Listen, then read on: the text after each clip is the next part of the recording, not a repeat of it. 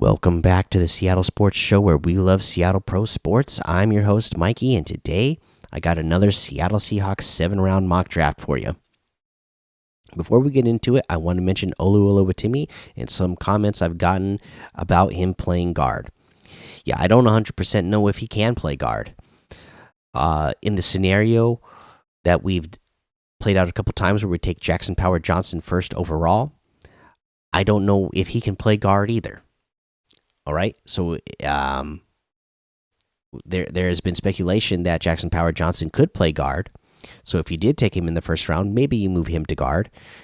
But if he's good enough to win that starting center position, then he's there.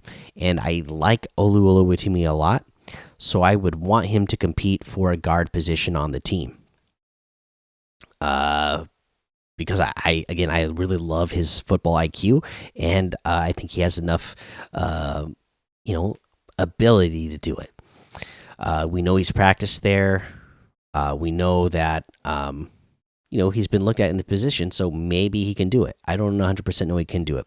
Just the same way I don't know if Jackson Power Johnson 100% could play guard, right? Because nobody asked me about that, because I have mentioned, whoever doesn't win center position would play guard, meaning that Jackson Power Johnson could play guard. Again, mock drafters, coaches, and scouts speculating that Jackson Power Johnson could play guard at the next position, but we don't actually know because he has also only played center, and he only actually even has 1 year of experience at starting at center. So, that's the kind of thing that we're looking at. We're looking at different scenarios, see how the scenarios of the draft play out, but then also seeing how that changes the scenario for the team and what players are going to be positioned where. Again, I'm not saying that is what 100% would happen, not saying it's 100% what I want to happen. We've done, I think this is number 23 now, 23 or 24, and they've all been different. So we're just looking at a lot of different scenarios, seeing which scenarios we like, and seeing which scenarios we don't like. So, that's what these have all been about, and that's what they're going to continue to be. So let's see what this scenario is. Again, I like to play them out differently because I want to see different scenarios, and just look at because again, we don't ever really know what they're going to do or what the other teams are going to do, right? And so we don't really know what's going to be available to us. So I like to look at, well, in different scenarios where this is the situation, would we like it, and would we be okay with it? So let's play out this scenario and let's find out if we like this one or not. Got some trade offers given to us. Definitely not going to trade with the Rams. Green Bay's they want to swap with us R16 for their 25 and R102 for their 41. So end of first and still beginning of second. Now, let's see here. Kansas City wants to trade with this 16 for 32 and then 102 for 64, and then also send us 95 and their 2025 second round pick. Again, the scenarios we're playing out here, I'm not really worried about future years picks because I'm just trying to play out scenarios for this year's draft and seeing what we like in this year's draft. That might be an intriguing trade. But I want to go with the Green Bay Packer trade, where we are just moving back. We're moving back less in the 16 to 25, and then our second round pick that we're swapping with them is a lot higher than what because Kansas City, they're giving us 64, but Green Bay is giving us 41. So we're getting the top of the second round there, which, again, I like that scenario of getting somebody in that range. So we will accept this trade. Again, because look at what we have available to us. Terrion Arnold, Jared Verse, Amarius Mims, J.C. Latham, Brian Thomas Jr. Not exactly what we want at this spot. So I'm okay with taking this trade and seeing what plays out to us down here. Uh, Cleveland wants to trade with us, but that's way too far back for me. Cincinnati, same scenario, too far back. Arizona, don't want to trade with them. So we will reject those. And here we go again. I do believe the scenario I'm going to play out again will be a completely different scenario than I've ever played out in any of the previous 22 or 23 mock drafts that I've done. I do not believe I have ever taken Byron Murphy II as one of our first overall picks in any of the scenarios. And I've seen a lot of mock drafters put him to the Seahawks. So I do want to play out this situation. I would like to see this scenario and see how it affects the rest of the draft, and see if we like it. Now, Byron Murphy, right? We've seen me take his teammate, Devondre Sweat, in the past because I like what he does. But now this defensive tackle, totally different from what Devondre Sweat is, right? Now, this is the kind of guy that is your, like, explosive interior defensive lineman. That is, again, creating that kind of, he's not just the big body guy like Devondre Sweat taking up space in the middle. No, this is the guy that is got a high motor. He's being explosive through the middle, getting up in there, and trying to get after the quarterback from the defensive tackle position, and then also being a run stopper, which we need in the Seahawks, right? It's been horrible. So let's take at number 25 overall Byron Murphy out of Texas, defensive tackle. All right, now let's see what we got available here. Atlanta wants to trade with us.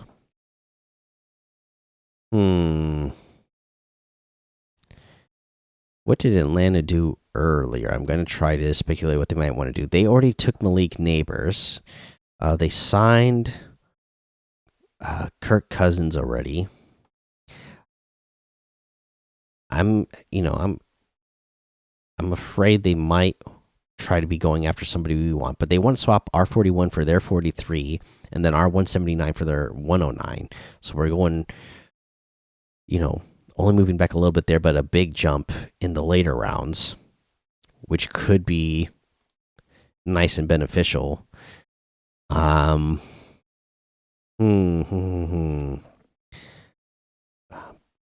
Geez, that's making it that is making it tough for me. Okay, in this scenario,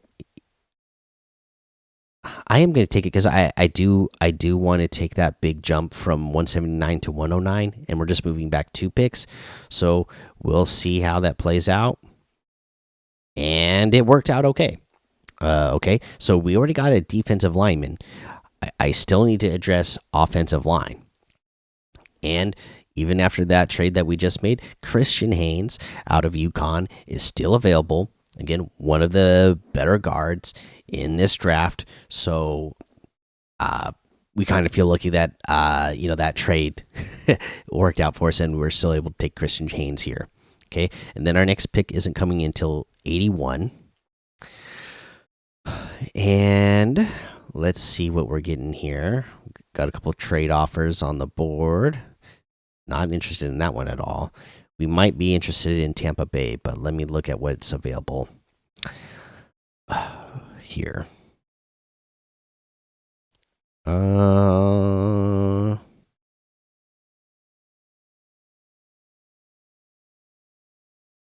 I forgot. How far did they want to trade back again? 81 to 89.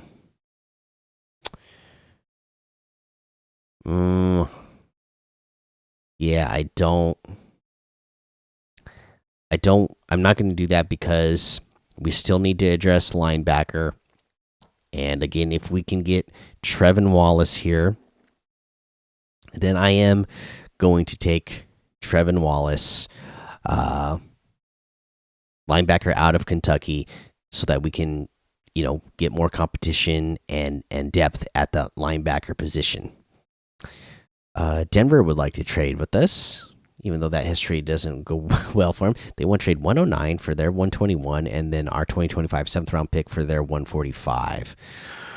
Let me see what is available around here.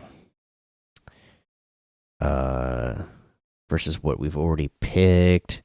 We got Byron Murphy, we got Christian Haynes, we got Trevon Wallace. Oh, I think. How far back do they want to trade? 109 to 121, and then also picking up 145.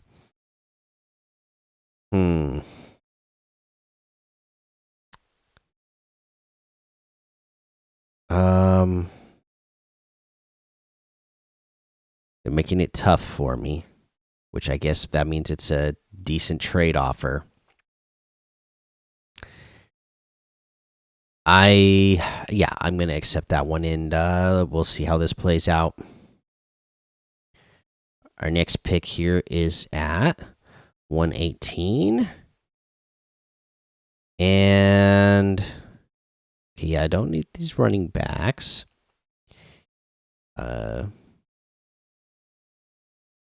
Again, Jaden Hicks still available as well. And I don't know if how many of you are out there watching are maybe like he's a fan favorite because again he's Washington State, so some of you might be Cougars fans. But again, just when I watch Mustafa, I really like what I see from him on tape, and I like what I think he might be in the Mike McDonald system. So I'm taking Malik Mustafa here. And then we are at pick 121.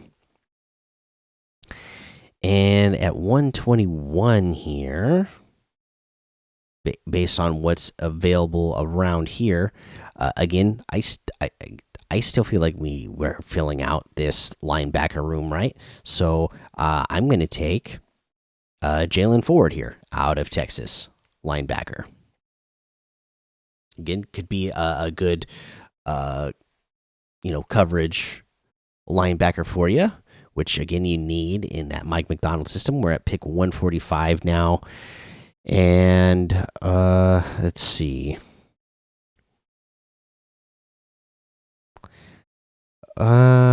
Based off of kind of what we have available to us here, even though we got Christian Haynes in the beginning, I think we still need to be filling out,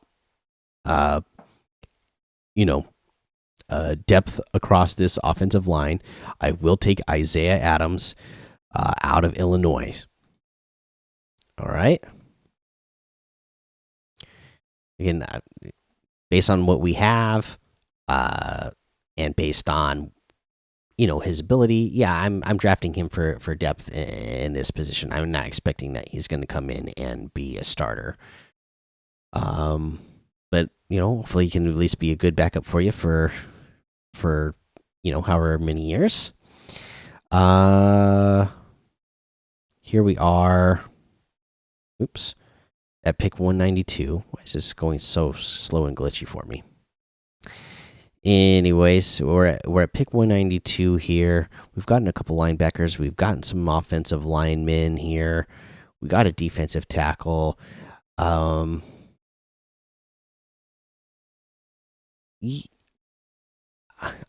do want to at this spot. I'm going to take Tanner McLaughlin again. Bring in that tight end to fill out the rest of our tight end room, and be that receiving tight end for us. Okay, and then our next pick is going to come at 235, and at 235 we are looking at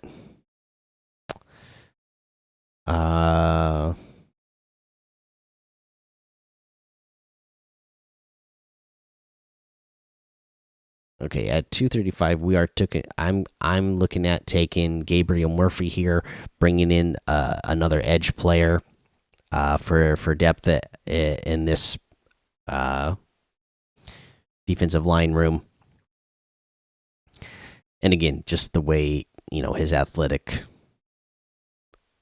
abilities look on tape and testing, I'd like to bring him in and try to develop him and test him out here. All right, so here's the recap of our mock draft here. We went with Byron Murphy with our first overall pick after trading back, getting a really good defensive tackle there. Again, that's one of the things that I really like about this year's draft. That could, in reality, fall for the Seahawks that way in this year's draft. I mean, look at all of the quarterbacks that are being talking about taken at the top of the draft. Look at all the wide receivers that are being taken, they're being talked about being taken at the top of the first round and just throughout the first round in general. That could mean, again, for the Seahawks, that other positions and top players at those positions will be available for them, even in that mid and even the mid-late portion of that first round for us. Like some players that you would really like on the Seahawks. I think that this is a good year for it. Not every year do you get a lot of players with like actual first round grades on them. Some years the draft is just really bad, but this year the top of the draft seems really good, which means top of the other positions and the top of those positions might be available for you later in that first round, which again I think could really work out beautifully for the Seahawks, and I hope it does. We'll see. So Byron Murphy first. We the other trade or the other pick that we were able to pick up through trades. Christian Haynes, guard, at pick 43 out of UConn. Linebacker Trevon Wallace at pick 81. Malik Mustafa is our safety at 118. Still filling out that linebacker room at 121 with Jalen Ford. Again, we still got to fill out the offensive line room. We get Isaiah Adams out of Illinois. Tanner McLaughlin, you've seen me taking him a lot. Just thinking about what he can do in the Ryan Grubb system. And Gabriel Murphy, you've seen me take him a handful of times as well. Just thinking about that athletic ability he has and wanting to see what that looks like on the field at the professional level, and how that could be developed by somebody like a Mike McDonald. All right, so there you go. There is that mock draft. Let me know what you think of this one. If it played out this way, would it be something that you were happy with that the Seahawks did? Again, just remember, we've done 23 of these now, I think 23 or 24, whatever this one is. All of them have been different. Not a single one of them have I thought this is exactly what they'll do, and not a single one of them have been this is exactly what I want the Seahawks to do. We have done a ton of these just to look at different scenarios and different situations to see if we like it. And again, because we don't know what is going to happen, we don't know what other teams are going to do around us, and how that might end up changing the plans for the Seahawks. I'm not saying that the Seahawks exactly would want Byron Murphy at 25, but let's say everybody that they wanted got drafted. Like all the guys that they were like, yeah, we're excited, we want to get this guy at 16 and we think he's going to follow us to us at 16. What if he doesn't? And then they decide, okay, well, let's trade back then. And then they trade back, they get Byron Murphy first overall. In that scenario, are we okay with them getting Byron Murphy, and then how that the rest of the draft plays out behind it? Again, when we get close to the actual draft, I will probably do a handful of these where I say, okay, these are a couple situations that I actually want to play out. But at this point, we're just playing out a ton just to see how it works out and what we like. So there you go. Here's this one. If this is what the Seahawks did, what grade would you give it? A, B, C, D, F. Let me know, and then leave those comments. Hit the subscribe button, please. I would really appreciate it. You guys keep hitting it, and we keep gaining a few more subscribers every day. I'm loving seeing those numbers go up. And then if you're listening on the podcast version, same thing. If it's on Apple Podcasts or if it's on Spotify, hit follow, hit subscribe, hit a 5-star rating and a written review, because that all helps the show grow, and I really appreciate that. And yeah, that's going to be it for this one. So thank you so much for listening to the Seattle Sports Show, where we watch legends awaken. So take cover, because with a sea of sound, you will see us rise to reign supreme and win forever.